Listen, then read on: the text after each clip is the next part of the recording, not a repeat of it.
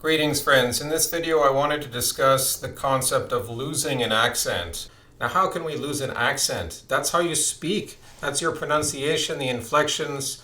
It's the basic sound hardware involved in speaking. We don't even need to discuss figures of speech and expressions because you already have an accent. You're already making sounds. You're reading words off a page, if you can read. You're reading them and saying them aloud in a particular way. Those are the nuts and bolts necessary to speak any language.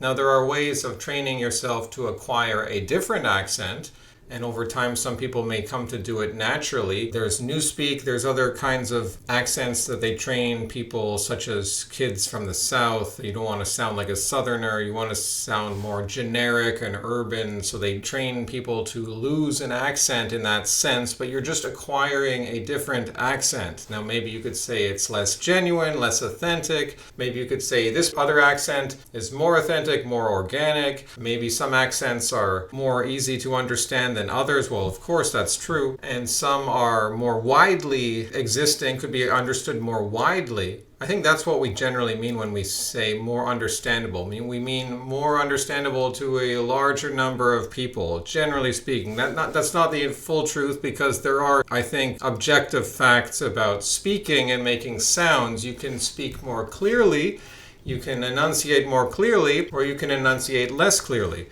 To some extent, that's true. But the thing about accents is that other languages simply hear different sounds and look for different sounds and don't ascribe the same sounds to have the same meaning. So it's a bit of both going on. Some of it's lack of clarity, but some of it's just the natural dialects that are inextricably part of the human condition. There is no losing an accent. There's only perhaps changing an accent or learning another accent in addition to your old one.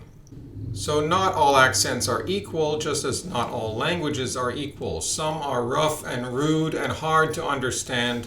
Other accents are sophisticated, polished, and intellectually deep. Just like languages are not all equal, some languages simply lack certain concepts.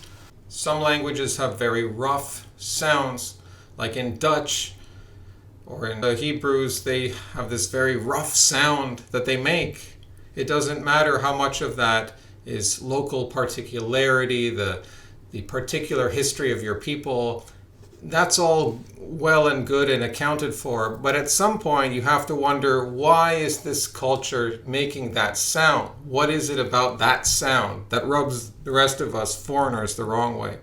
What is it about that sound that latched on? It's a very interesting subject, the same way that some primitive peoples might make clicking sounds that we could barely even be intelligible to us in a more civilized world. Why are they making these sounds? There is something about the sound they make itself that leaves its mark on a people. It's not entirely random, but nonetheless, there's only a variation of speaking. You cannot lose the accent. Just like some people say they cannot think internally. They say they have no internal monologue. You cannot lose an internal monologue. You cannot exist without an internal monologue unless you're comatose. So I have no idea what people mean when they say they have no internal monologue. They may be saying that they do not see thoughts or consciously think or form sentences in their head, sentences involving subjects like I will, or you are going to. Forming these sorts of concepts in their head is not something they're conscious of. This doesn't make any sense. It's true that some people aren't able to think very deeply. Some people are just dumb. But how can you even speak without thinking? You have to form the words in your head. And yes, it becomes natural. It becomes something that you don't think about. But there is I'm voluntarily speaking right now. That doesn't mean I'm conscious of all the processes going on in my head as I'm forming sentences and forming words, but I am activating my mind and consciously speaking right now. How can you have that without the capacity to think internally? Am I just reacting as a stimuli? No, I'm trying to speak with meaning. Now, some people are less able to be reflective. Some people might say they lack a moral conscience. These things may relate to intelligence, they may relate to a lack of ability to think, but to say that there's no internal monologue is incoherent. How could you even express, if you would even express that in the first place, you would have to have an internal monologue. You would only have to say if perhaps someone's comatose or dead, that they could not have an internal monologue.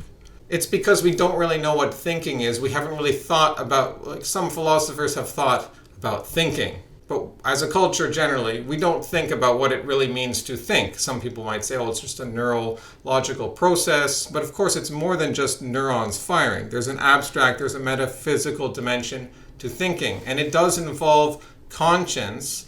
And I do think that a lot of the people who say they lack an internal monologue, what it really is they lack the will or the desire to think deeply. And to some extent, they perhaps lack a conscience. Hasta luego, amigos.